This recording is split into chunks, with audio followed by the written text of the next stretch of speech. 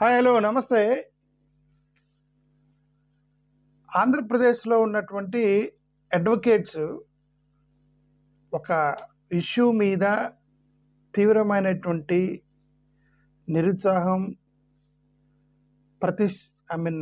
తిరుగుబాటు బావుట ఎగరవేయడానికి సిద్ధంగా ఉన్నారు. ఆంధ్రప్రదేశ్లో అడ్వకేట్లు, చాలామంది అడ్వకేట్లు, అందరు అడ్వకేట్లు కాదు, కొంతమంది ఎవరైతే ఈ పర్టికులర్ స్పెసిఫిక్ డిపార్ట్మెంట్కి సంబంధించినటువంటి అడ్వకేట్లు ఉంటారో వాళ్ళకి మాత్రమే ఇబ్బందికరమైనటువంటి ఒక జీవో నంబర్ 145 తీసుకొచ్చింది ఆంధ్రప్రదేశ్ ప్రభుత్వం. ఈ జీవో నంబర్ 145 ఏం లేదు, ఇప్పుడు నార్కోటిక్స్కి సంబంధించినటువంటి ఎన్డీపీఎస్ కోర్టులు ఉండేవి గతంలో. ఈ ఎన్డీపీఎస్ కేసులు మొత్తం కూడా జిల్లాలోనే విచారించేవాళ్ళు. ఈ డ్రగ్స్కి సంబంధించినటువంటి కేసులు ఇవన్నీ కూడా జిల్లా హెడ్ క్వార్టర్లోనే ఆ కేసుల్ని విచారించేవాళ్ళు, అంటే జిల్లా కోర్టులో విచారించేవాళ్ళు. అయితే ఇప్పుడు మన రీసెంట్గా ఆంధ్రప్రదేశ్ ప్రభుత్వము ఒక జీవో పట్టుకొచ్చింది, 145 జీవో. దీని ప్రకారం ఏంటంటే ఆంధ్రప్రదేశ్ ప్రభుత్వం ఈగిల్ అనేటువంటి ఒక పేరుతోటి ఒక యాంటీ నార్కోటిక్స్ గ్రూప్ని ఒకటి తయారు చేసింది. దానికి ఈగిల్ అని పేరు పెట్టారు, ఈ డ్రగ్స్ కంట్రోల్ చేయడానికి. అది గుడ్ ఇనిషియేషన్, మంచి ఇనిషియేషనే. అది ఏదైతే ఇప్పుడు ఈగిల్ అనే ఒక స్పెషల్ టీమ్స్ పెట్టి, ఈ స్పెషల్ టీమ్స్ ప్రకారం వీళ్ళందరూ కూడా ఏంటంటే అన్ని జిల్లాలో ఉన్నటువంటి జిల్లా స్థాయిల్లో 26 కంట్రోల్ సెల్స్ పెట్టారు. 26 కంట్రోల్ సెల్స్ పెట్టి ఆల్మోస్ట్ అప్రాక్సిమేట్గా ఒక 9 కోట్ల రూపాయలు ఖర్చు పెట్టి ఒక స్పెషల్ టీమ్ని వేశారు. దాంట్లో ఒక 358 మంది ఆఫీసర్లని, వాళ్ళలో ఒక 341 మందిని డిప్యుటేషన్ మీద పంపిస్తే 17 మంది రెగ్యులర్గా అదే డిపార్ట్మెంట్లో పనిచేసేటువంటి ఆఫీసర్స్ని రిక్రూట్ చేసింది. ఇక 26 డిస్ట్రిక్ట్లో ఉన్నటువంటి నార్కోటిక్ సెల్స్లో ప్రతి జిల్లాలో జరుగుతున్నటువంటి డ్రగ్స్, దానికి సంబంధించినటువంటి కేసుల్ని పట్టుకోవటం, ఇవన్నీ వీళ్ళు డిపార్ట్మెంట్ చేసింది. That is wonderful job done by government of Andhra Pradesh. దాన్ని we should appreciate and we should welcome that move by the government of Andhra Pradesh. But ఇక్కడ ఒక స్పెసిఫికల్గా ఒక problem ఏమొచ్చిందంటే, there is one problem that is coming year. అదేంటంటే కోర్టులు, fast track courts అని ఒక 5 కోర్టులు పెట్టారు. ఇప్పుడు దీంట్లో జీవో నంబర్ 145 ప్రకారం ఫాస్ట్ ట్రాక్ కోర్ట్స్ అని ఒక 5 కోర్టులు పెట్టారు. ఈ 5 కోర్టులు ఎక్కడెక్కడ పెట్టారంటే, ఒకటి విశాఖపట్నంలో పెట్టారు. సరే, విశాఖపట్నంలో పెట్టారు కాబట్టి అటు ఉత్తరాంధ్రలో సరిపోతుంది అది. రెండోది రాజమహేంద్రవరంలో పుట్టారు, రాజమండ్రిలో. Okay, east Godavari, west Godavari, ఆ గోదావరి జిల్లాల్లో రాజమండ్రిలో పెట్టారు, దట్ ఈస్ ఫైన్.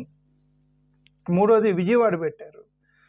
విజయవాడ అది మెయిన్ సెంటర్, క్యాపిటల్ సిటీ లాంటిది కాబట్టి పెట్టారు, కరెక్టే. నాలుగోది గుంటూరులో పెట్టారు. ఇక్కడ ఇది ప్రాబ్లం ఏంటంటే, విజయవాడకి గుంటూరుకి ఎంత దూరం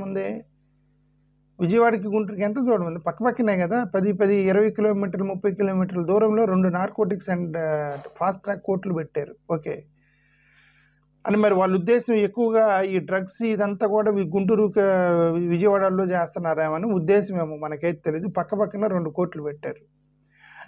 మేజర్ ప్రాబ్లం ఏంటంటే, రాయలసీమ మొత్తానికి ఒకటే ఫాస్ట్ ట్రాక్ కోర్టు పెట్టారు, దట్ ఈస్ తిరుపతికి ఒకే ఫాస్ట్ ట్రాక్ కోర్టు పెట్టారు. ఇప్పుడు ఈ తిరుపతికి ఒకే ఫాస్ట్ ట్రాక్ కోర్టు పెడితే టెక్నికల్గా ఒక ప్రాబ్లం ఉంది. ఆ టెక్నికల్ ప్రాబ్లం ఏంటంటే, ఇప్పుడు ఇప్పుడు కర్నూలు నుంచి తిరుపతికి ఆల్మోస్ట్ 350 కిలోమీటర్లు ఉంటుంది. కర్నూలు నుంచి తిరుపతికి 350 కిలోమీటర్లు అంటే ఇప్పుడు విజయవాడలో హైదరాబాద్ పోయినంత దూరం, ఒంగోలులో హైదరాబాద్ పోయినంత దూరం. కర్నూలు నుంచి తిరుపతి వెళ్ళాలంటే, ఒక కేసుని డీల్ చేయాలంటే చాలా టెక్నికల్ ప్రాబ్లమ్స్ ఉన్నాయి. చాలా టెక్నికల్ ప్రాబ్లమ్స్ అంటే, ఒక క్రైమ్ పట్టుకున్నారు, ఆ క్రైమ్కి పట్టుకోవడానికి ఒక క్రిమినల్ ఉంటాడు. ఆ క్రిమినల్ వాదించడానికి 2 అడ్వకేట్లు, ఒకడు ప్రో అడ్వకేట్, ఒకడు యాంటీ అడ్వకేట్ ఉంటాడు. ఓకే, అంతే కదా. ప్రతి క్రైమ్కి 2 అడ్వకేట్లు పనిచేస్తారు. అతను మంచోడని చెప్పడానికి ఒక అతను, అతను చెడ్డోని చెప్పడానికి ఒక అతను, 2 పని చేస్తూ ఉంటారు. మళ్ళీ దానికి సాక్షులు, అతను క్రైమ్ చేశాడని ఇది మేము చూసాం సార్ అని చెప్పి కొంతమంది సాక్షుల్ని ఇరికిస్తారు, మీరు అనుమానితుల్ని ఇరికిస్తారు. మళ్ళీ ఆ అడ్వకేట్లకు సంబంధించిన క్రిమినల్ని, సాక్షులు, ఆ కేసులో ఇరుక్కున్న వాళ్ళ తల్లిదండ్రులు, వాళ్ళందరూ తిరుగుతూ ఉంటారు వాడి కోసం. అంటే ఒక చిన్న ఒక క్రైమ్ కనుక కోర్టులో రిజిస్టర్ అయిందంటే ఆల్మోస్ట్ 20-30 మంది ఆ క్రైమ్ చుట్టూ తిరుగుతుంటారు.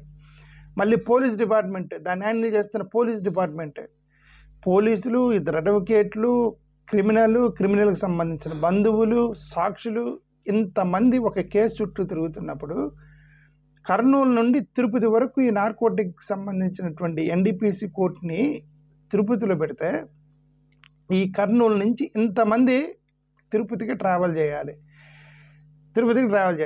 గతంలో ఇది ఏదైతే ఉందో గతంలో ఈ ఎన్డీపీసీ కోర్టులు మొత్తం జిల్లా కోర్టులో ఉండేవి. జిల్లా కోర్టులో ఉన్నప్పుడు ప్రతి జిల్లా కోర్టులో కూడా ఒక ఎన్డీపీసీ జడ్జి ఉండేవాడు. అక్కడే విచారణ జరిగేది. ఇప్పుడు వీళ్ళు ఫాస్ట్ ట్రాక్ కోర్టుల పేరుతో ఏం చేస్తారు, ఫాస్ట్ ట్రాక్ కోర్టు పెట్టడంలో తప్పు లేదు. ఫాస్ట్ ట్రాక్ కోర్టు పేరుతో ఉన్న కోర్టులను తీసి షిఫ్ట్ చేయడం అది కరెక్ట్ కాదు. ఇప్పుడు కర్నూలులో అక్కడ ఇక్కడ చిత్తూరు అంటే దగ్గరండి తిరుపతి, కర్నూలు, అనంతపురం, కడప ఈ 3 జిల్లాలకు సంబంధించినటువంటి ఈ నార్కోటిక్ ఎన్డీపీసీ కోర్టులు ఏవైతే ఉన్నాయో వాటిని వీళ్ళని తిరుపతికి షిఫ్టింగ్ చేయడం ప్రాబ్లం అంటున్నా.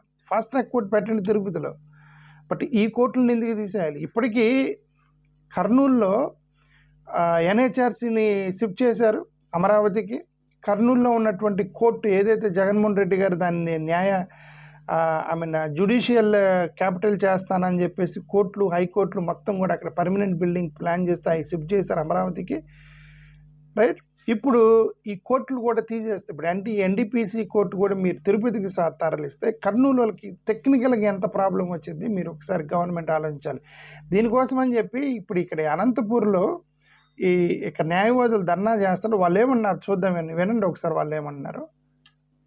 5 కోట్లని ఏర్పాటు చేస్తూ ప్రభుత్వం నిర్ణయం తీసుకున్న జీవో నెంబర్ 145 రద్దు చేయాలంటూ కూడా ఇప్పుడు రాష్ట్ర వ్యాప్తంగా న్యాయవాదులు ఆందోళనకు దిగారు.